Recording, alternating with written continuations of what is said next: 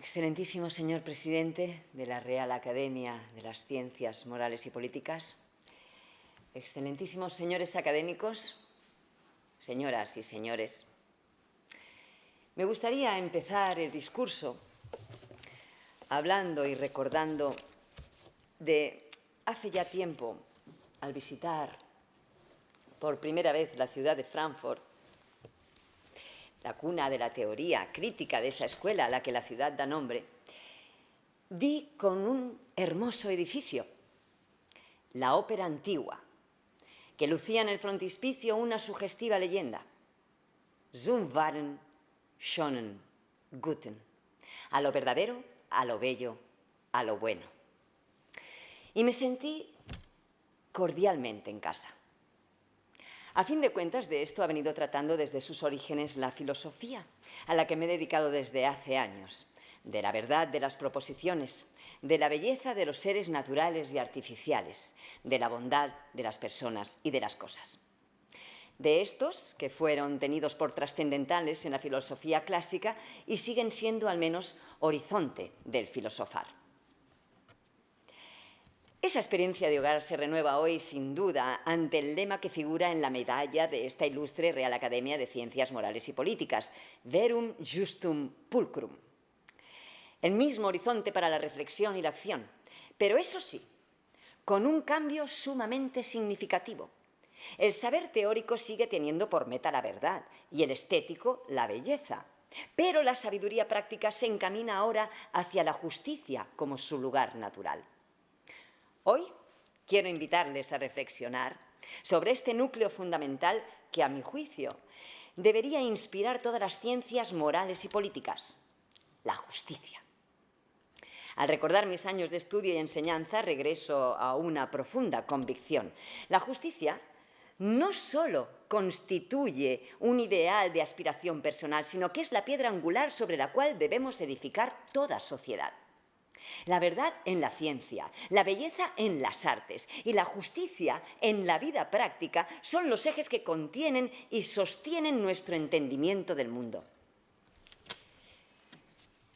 El concepto clásico de los trascendentales, que incluye la verdad, la bondad y la belleza, tiene sus raíces en una visión de la realidad en la que cada uno de estos valores trasciende lo individual y se relaciona con lo universal. Para los antiguos filósofos, estas tres nociones actuaban como horizontes últimos del conocimiento humano y su búsqueda constituía la esencia misma de la filosofía. Este enfoque integral, que no ve la verdad, la bondad y la belleza como meros ideales teóricos, sino como realidades tangibles a las que se debe aspirar, continúa siendo relevante en el contexto actual de las ciencias morales y políticas. En este marco, la justicia ha adquirido un papel crucial como objetivo práctico. Mientras que la verdad y la belleza se mantienen en un lugar en el ámbito teórico y estético, respectivamente, la justicia se convierte en el eje de legitimidad en las ciencias aplicadas como la política y la economía. Sin una orientación hacia lo justo, cualquier esfuerzo en estos campos queda vacío y sin sentido. La justicia se presenta entonces como una cualidad opcional o aspiracional. No se presenta como una cualidad opcional y aspiracional, sino como una condición imprescindible para la validez de las prácticas sociales y políticas. Esta visión clásica establece que la belleza y la verdad no deben estar desligadas de la justicia, sino complementarse mutuamente en la construcción de un mundo ético y estético. Una sociedad verdaderamente justa no solo debe aspirar a ser un lugar donde se cumpla la ley, sino también donde la belleza y la verdad encuentren su expresión. Así, los principios éticos y estéticos se entrelazan y otorgan sentido y legitimidad tanto a la acción política como a la creación artística. En la filosofía práctica, este ideal se traduce en un esfuerzo por incorporar el respeto por la dignidad humana en todos los niveles de la vida social. Es la justicia, como esencia de lo moralmente exigible, la que enriquece y legitima nuestro trabajo en filosofía, economía, política y derecho. Un aspecto central de la justicia en las ciencias morales y políticas es su capacidad de actuar como núcleo de cohesión entre los distintos saberes prácticos, desde la economía hasta el derecho y la política. Sin una orientación hacia lo justo, cada una de estas disciplinas pierde su brújula ética y se desvía hacia metas individuales o de poder. La justicia, en este sentido, no es solo un principio teórico. Es la garantía de que cada área del conocimiento humano respeta y contribuye el bien común, promoviendo un desarrollo social auténtico y sostenible que reconozca la dignidad de todos los seres humanos. La justicia que guía las ciencias morales y políticas exige una constante reflexión ética que no solo aspire a la coherencia interna, sino también a la apertura hacia los ideales de otras tradiciones y contextos culturales. Este enfoque de diálogo y adaptación es clave en una sociedad pluralista donde los principios éticos no pueden ser absolutistas. Al contrario, deben encontrar un equilibrio entre el respeto a los valores universales y la apreciación de la diversidad. Esta ética de la justicia, por tanto, no es estática ni rígida. Se nutre de las interacciones humanas y se fortalece al acoger diferentes visiones de lo que significa vivir en una sociedad justa y solidaria. Pero, antes de desarrollarlo, un inciso que no es paréntesis superfluo, sino que forma parte ineludible del cuerpo de lo que venimos tratando. En un discurso que versa sobre lo justo, es obligación de justicia, que cumplo con sumo gusto, agradecer profundamente a los miembros de esta Real Academia de Ciencias Morales y Políticas la generosidad con la que me han abierto sus puertas para que yo pueda ingresar en ella. Es sin duda un gran honor formar parte de una institución tan prestigiosa, pero sobre todo es una verdadera fortuna poder disfrutar de cerca del saber de personalidades tan reconocidas en el mundo intelectual y tan decisivas en la vida de nuestro país, como son los miembros de esta Real Academia, y sin muchos de ellos la historia de España se hubiera escrito de otra manera. Con ellos nuestra historia ha sido más humana. Vengo a suceder en el número al ilustre catedrático de Metafísica de la Universidad Complutense de Madrid, don Antonio Millán Puelles, bien conocido en el ámbito filosófico por su vocación fenomenológica. Por mi parte, confío poder aportar algún granito de arena en la permanente construcción de este tan sólido edificio como persona y como mujer que desde hace tiempo viene ocupándose de la filosofía moral y política, desde la vida académica y desde la experiencia de la vida cotidiana. Precisamente en este proyecto, Moral y Política Pensadas y Vividas, como diría José Luis Aranguren, se inserta esta contribución que se propone presentar los rasgos de una ética de la razón cordial, sus aportaciones más fecundas a la hora de diseñar ese núcleo de lo justo y también enfrentar algún nuevo desafío todavía inédito. Empezaré, pues, por los rasgos, por las señas de identidad de esta ética, que figuran en el documento en el que formo parte como ciudadana de la República de la Ética y la Filosofía Política. Mi propuesta pretende ir más allá de una ética discursiva formalista y se articula en torno al reconocimiento mutuo y al respeto que nos debemos como interlocutores válidos. Esta propuesta ética incluye la racionalidad como pilar, pero incorpora también los sentimientos y la capacidad de estimar el valor en los demás.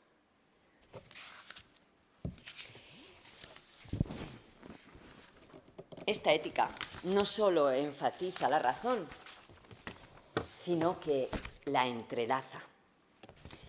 ¿Con qué? Con los sentimientos. En ella, la compasión no es un accesorio, sino una pieza clave. Nuestra capacidad para razonar no nos hace humanos en solitario. También necesitamos la capacidad de sentir, de estimar, y de actuar con una profunda conciencia de los valores. Porque solo cuando combinamos razón y afecto logramos un entendimiento verdadero de la justicia y la dignidad humana.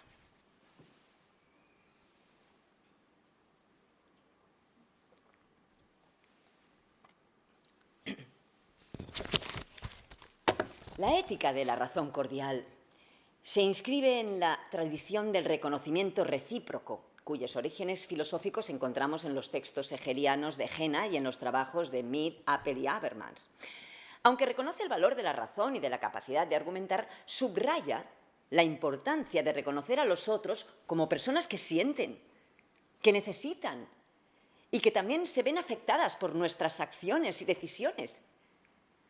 En otras palabras, no se trata solo de contar con interlocutores racionales, sino de verlos también como seres dotados de sensibilidad, como personas que viven y sufren y que buscan sentido y valor en sus vidas. La ética de la razón cordial reconoce que sin capacidad para estimar el valor de la justicia, ni siquiera importa que una norma sea justa. Sin capacidad de estimar a los demás interlocutores como valiosos, la justicia de las normas que deberían estar a su servicio es irrelevante. Precisamente por eso, esta teoría no sería sino un esqueleto estéril, una encarnadura, sin motivación ni sangre en las venas, si no aceptara como inexcusable parte suya la necesidad de estimar lo valioso en el otro y en sí mismo. Quien carece de la capacidad para apreciar los valores que permiten acondicionar la vida de los otros y la propia, es incompetente para la vida moral. En este punto, la ética kantiana es, sin embargo, más fiel a la realidad. Es por el valor de las personas como fines en sí mismas por el que cobra fuerza obligatoria el imperativo categórico. Es por el ideal de un reino de los fines, diría José Gómez Cafarena, con todo acierto, por el que vale la pena empeñarse en lo justo. El punto de partida de la reflexión pueden ser las normas, sí, que forman el esqueleto de una sociedad, pero el presupuesto que le da sentido son interlocutores con capacidad de aceptar o rehusar, de argumentar o de estimar. Sin embargo, para formarse un juicio sobre lo justo y lo injusto, para estar dispuesto a buscar de forma desprevenida lo que satisface intereses universalizables y no conformarse con el interés egoísta, no bastan una razón descarnada y la capacidad de estimar, no. La formación misma del juicio exige cultivar el ethos, un carácter predispuesto a situar los intereses universalizables por delante de los egoístas, predispuesto a dejarse convencer por la fuerza del mejor argumento. Y carece de sentido entrar en un diálogo con quien no quiera formarse un juicio justo. Ciertamente, de la formación del carácter se ha ocupado la ética occidental desde Grecia. De la adquisición de esas virtudes o excelencias del carácter, sin la que es imposible no solo querer lo justo, sino incluso descubrir qué es justo. Así lo viene reconociendo hoy en día esa ética de las profesiones, que ve en el cultivo de la excelencia la clave para alcanzar las metas de las profesiones. Por eso, las virtudes no son el tipo de cualidades que agradan socialmente, que reciben el beneplácito general, como dijera Hume. El virtuoso puede ser francamente molesto en determinadas circunstancias. Pero tampoco las virtudes son únicamente las disposiciones que fortalecen la voluntad para tener la fuerza suficiente en el cumplimiento del deber, tal como las ha entendido la tradición estoica kantiana. Son las excelencias en las que se va forjando el sujeto moral desde la infancia, desde la comunidad familiar y desde la escuela, para querer, en este caso, lo justo y para poder descubrir lo justo. Xavier Zubiri y José Luis Aranguren mostraron cómo la estructura moral de cualquier ser humano que le exige justificar sus elecciones, teniendo en cuenta lo justo como honesto, requiere entrenamiento. Sí. De la misma forma que el zapatero hace sus zapatos con los mejores cueros que encuentra y trabaja en ellos con dedicación y entrega, forjarse un buen carácter requiere dedicación día a día, contando con el largo plazo que es el tiempo humano. Una parte importante de ese cuero con el que fabricamos el buen calzado es el cultivo de los sentimientos.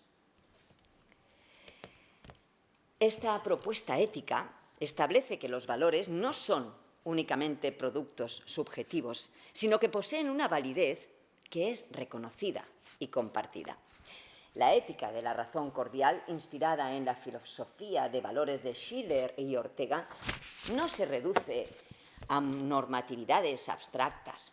Al contrario, persigue desarrollar una sensibilidad ética que permita captar y valorar lo que es justo en cada individuo, respetando sus aspiraciones y su dignidad, lo que amplía y profundiza el alcance de una justicia realmente inclusiva. Para esta ética, la capacidad comunicativa va más allá de la mera competencia argumentativa o discursiva.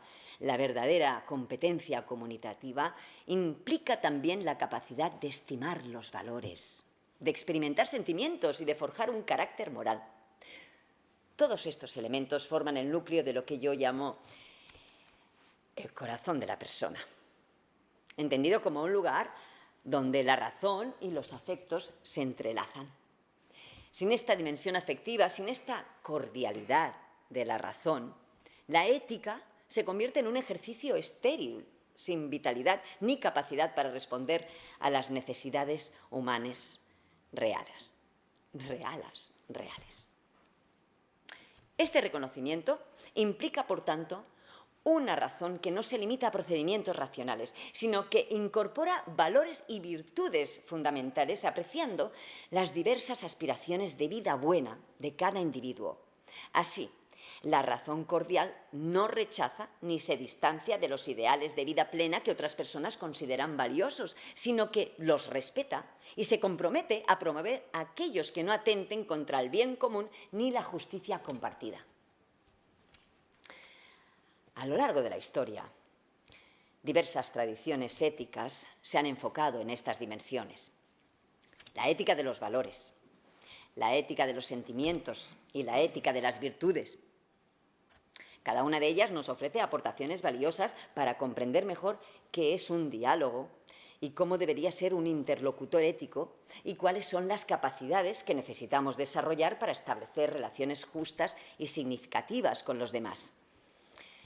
En la ética de la razón cordial, estas tradiciones se encuentran y se complementan, dando forma a una visión integral de la ética en la que los valores, los sentimientos y las virtudes son piezas fundamentales para comprender lo que es justo. La capacidad de sentir es un elemento clave en la ética de la razón cordial. La empatía, la compasión y la capacidad de indignarnos ante la injusticia son emociones que nos ayudan a comprender y a rechazar el sufrimiento de los demás. La tradición escocesa de Shaftesbury a Hume ha puesto de manifiesto la importancia de los sentimientos en la vida moral, y autores contemporáneos como Nussbaum o Goldman han continuado esa línea de investigación, subrayando que sin sentimientos como la compasión o la justicia, nuestra capacidad para entender lo que es justo se ve severamente limitada. Quiero subrayar que la razón cordial no es simplemente un sentimiento de simpatía o de emotividad, sino una verdadera disposición ética que exige el reconocimiento del otro en su dignidad y su valor. Esta ética demanda una comprensión de la vida moral que abarque tanto la racionalidad como el afecto, tanto el análisis lógico como el compromiso compasivo. Es una ética que integra los valores, los sentimientos y las virtudes y que encuentra su fuerza en la capacidad de reconocernos mutuamente como seres con dignidad, vulnerables al sufrimiento y también capaces de gozo y plenitud. La ética de la razón compasiva se ha enfrentado a una amplia variedad de desafíos, los cuales han resaltado su fecundidad y relevancia en el ámbito de la ética aplicada. Un desafío clave es la modulación de los principios éticos universales en cada ámbito de la vida humana, desde la economía y la empresa hasta el desarrollo de pueblos y la biotecnología.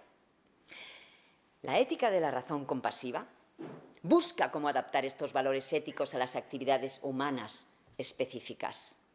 Para ello, adopta una perspectiva hermenéutica que permite analizar y aplicar estos principios en contextos complejos, construyendo una ética del desarrollo, una bioética y una ética de los medios y el consumo que sean fieles al respeto y la dignidad humana. Así se convierte en una herramienta crítica para las actividades humanas, buscando transformar cada área de la vida desde una perspectiva ética.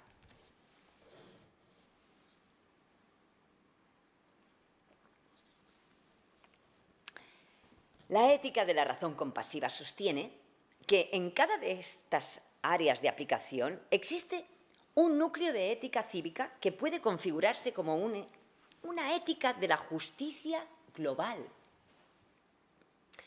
La ciudadanía, entendida como un eje central de cohesión entre los diversos ámbitos sociales, adquiere en este contexto una importancia fundamental.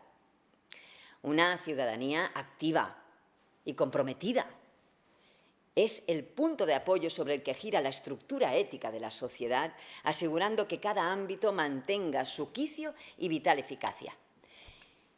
Es esta concepción de ciudadanía cordial la que permite una participación democrática profunda que respete la dignidad y las capacidades de todos los individuos. ¿Y cómo debería manifestarse esta razón cordial en una sociedad moralmente pluralista?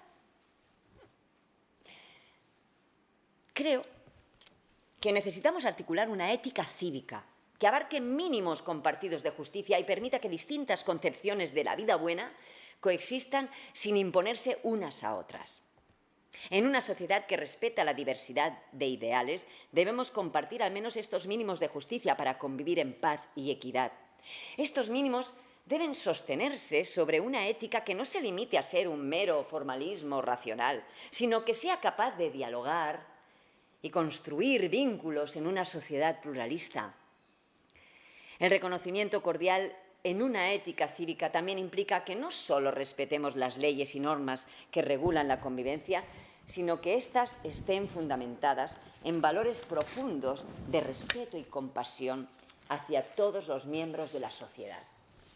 Así, el reconocimiento de los demás se convierte en una obligación ética fundamental que va más allá de la mera tolerancia y se convierte en un compromiso activo de valoración de las diferencias. Esta valoración es lo que realmente permite construir una convivencia sólida y justa en un mundo donde coexisten diversas visiones del bien y del deber ser.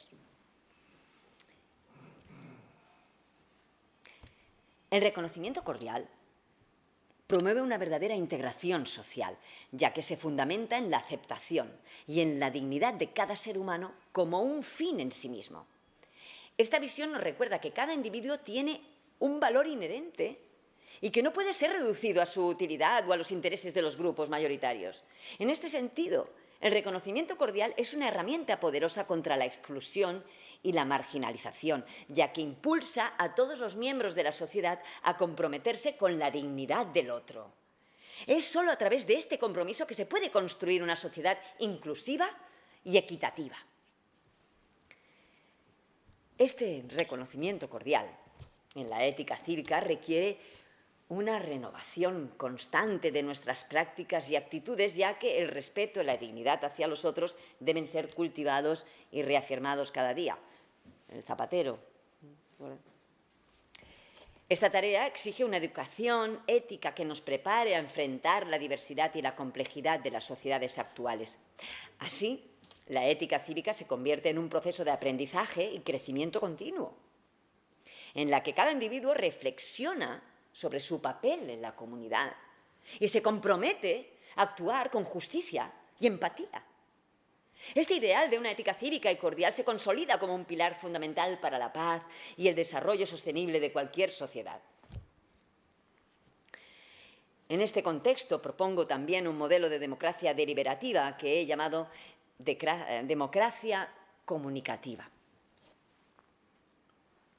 ¿Qué significa esto? Significa que una sociedad verdaderamente democrática debe ser aquella en la que las decisiones no se construyen mediante la manipulación de los sentimientos, sino a través de un diálogo racional y respetuoso. Así, las normas que nos gobiernan no serán meramente formales, sino fruto de un consenso reflexivo que permita a cada ciudadano sentirse realmente escuchado y valorado. Esta democracia basada en el diálogo y el respeto se convierte así en una democracia cordial, donde la racionalidad no se encuentra separada de la compasión. Otra cuestión esencial en este debate es el fundamento de los derechos humanos. Sostengo que la dignidad humana no debe reducirse a una formalidad, sino que debe estar basada en nuestra capacidad comunicativa y en la autonomía que todos tenemos para dialogar, argumentar y vivir dignamente. Los derechos humanos son, por tanto, inalienables y no deben someterse a consensos circunstanciales ni intereses particulares. No son prerrogativas abstractas, son la defensa de las capacidades fundamentales que hacen posible una vida digna y, en consecuencia, deben ser respetados universalmente. Quisiera señalar algunos desafíos para esta ética de la razón cordial. Movimientos animalistas y biocentristas nos exigen reconsiderar nuestro enfoque hacia la vida no humana. Si bien mi propuesta se centra en el reconocimiento recíproco entre seres con capacidad comunicativa, no puedo ignorar el llamado a tratar con respeto y consideración a todas las formas de vida. En este sentido, la ética de la razón cordial también debe responder a quienes piden justicia para los seres vulnerables, incluso a aquellos que no pueden participar plenamente del diálogo. Estas tareas y retos para una ética de la razón cordial nos plantean interrogantes y desafíos esenciales. En primer lugar, una ética cívica para sociedades pluralistas exige la articulación de una ética mínima de justicia. Esta articulación es compleja, pero no solo debe aspirar a la convivencia pacífica, sino también a integrar principios éticos universalmente válidos en las diferentes actividades humanas, en la economía, en la empresa, en el desarrollo de los pueblos y en el ámbito de la biotecnología. Cada uno de estos campos plantea preguntas éticas particulares y desafíos concretos para los cuales se requiere una aplicación crítica y reflexiva de los principios de justicia y compasión que sustenta la ética de la razón cordial. La ética aplicada se ha convertido en un terreno esencial en el que la filosofía debe involucrarse activamente porque la sociedad moderna exige niveles de compromiso ético en todas sus esferas. Así, la filosofía moral no puede quedar confinada al ámbito teórico, no, sino que ha de responder a las demandas de los ciudadanos y también a los profesionales que reclaman pautas éticas en las actividades cotidianas y en las instituciones. Esta transformación marca una evolución en la que el conocimiento ético busca tener una incidencia real y tangible en la vida diaria, institucionalizándose mediante comités, guías y documentos que reflejan un compromiso ético formal y estructurado. Sin embargo, no todos los filósofos coinciden en la necesidad de que la ética se aplique de forma directa en las instituciones.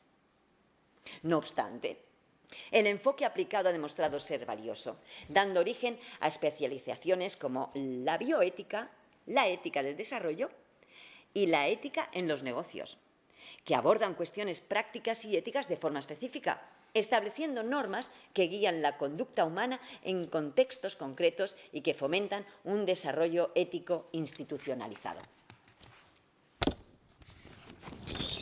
Esta ética aplicada Impulsa a los profesionales de diferentes áreas a adoptar un enfoque ético, crítico y reflexivo que les permita equilibrar las demandas de sus disciplinas con los valores éticos universales. En este contexto, la ética de la razón cordial se presenta como una filosofía que no solo se interesa por la justicia y el bien común, sino que también incorpora el compromiso emocional y la empatía hacia los afectados por las decisiones institucionales. Es a través de esta integración de razón y cordialidad que la ética aplicada encuentra su legitimidad y logra responder de manera integral a las complejas necesidades de la vida moderna. Es un esfuerzo de interpretación y crítica que nos permite adaptar las normas universales a la complejidad. En este marco surge la ciudadanía como un eje crucial, una ciudadanía activa y comprometida. Es fundamental para el funcionamiento ético de la sociedad. Sin embargo, esta ciudadanía exige una transformación democrática que sobrepasa la mera formalidad electoral. Propongo entonces una democracia comunicativa. Una democracia en la cual las mayorías no se formen mediante la manipulación emocional, sino a través de un diálogo sereno y racional.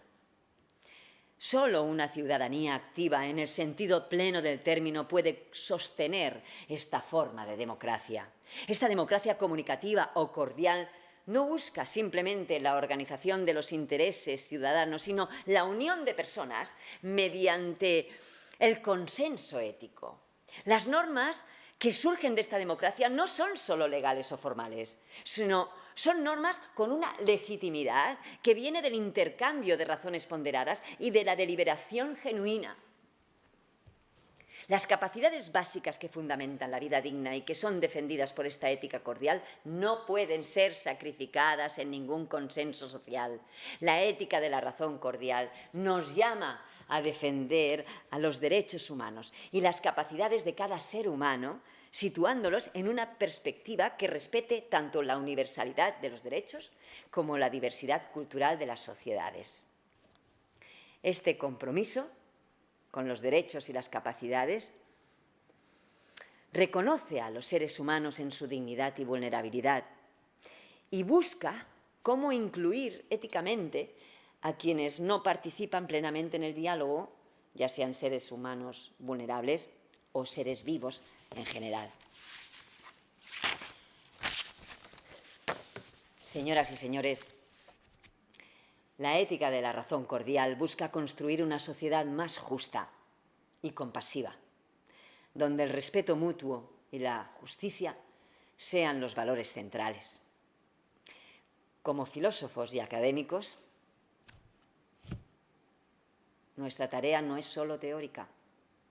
También debemos estar presentes en la vida práctica, construyendo puentes entre nuestras ideas y el mundo que habitamos. La filosofía moral y política que aquí defendemos debe ser, en definitiva, una filosofía al servicio de la dignidad humana, para que todos podamos vivir en una sociedad en la que cada día sea valorada y en la que la justicia sea una realidad palpable. Agradezco a esta academia la oportunidad de compartir con ustedes estas ideas y espero contribuir, junto a ustedes, a construir una ética que guíe, inspire y transforme nuestra sociedad en pos de un mundo más justo. Muchas gracias.